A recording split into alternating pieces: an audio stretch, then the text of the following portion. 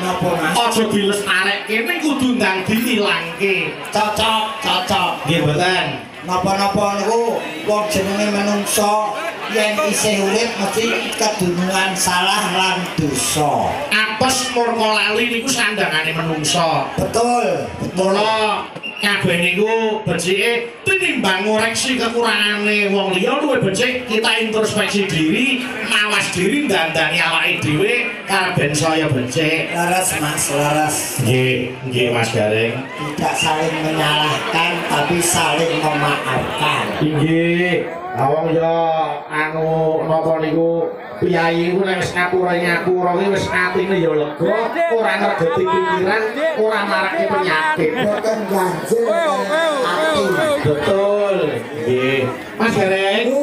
Menika gandeng bintang tamu akeh banget. Iya mbok siji diaturke. Nggih ditajakke Mas. Ayo mesti no. Mumpung iki nggih suasanane sing suasana ngaten iki. Nggih. Nggih mriki Mas kumpul kabeh. Alhamdulillah. Sampun pareng sowan sedayanipun. Nggih. Menika mbak-mbak waranggana yang sedang naik daun kabeh. Nggih, naik daun bangsa ular keket dadi naik daun. Ya ora kok ya Nggih, nggih. bakune nembe dipun tepang kalian para penonton. Leres. Nggih, Menika anu Mas Gareng aku tak nyuwun tulung sik. sinten Mas? Menika saking panjenenganing Bapak Junedi ngatur para warga Kedung Salam minal aidin wal faizin.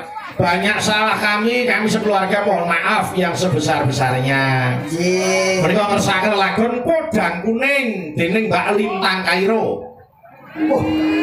Iki tamu sing adoh papane. Waduh papane we. Adoh asale Kairo.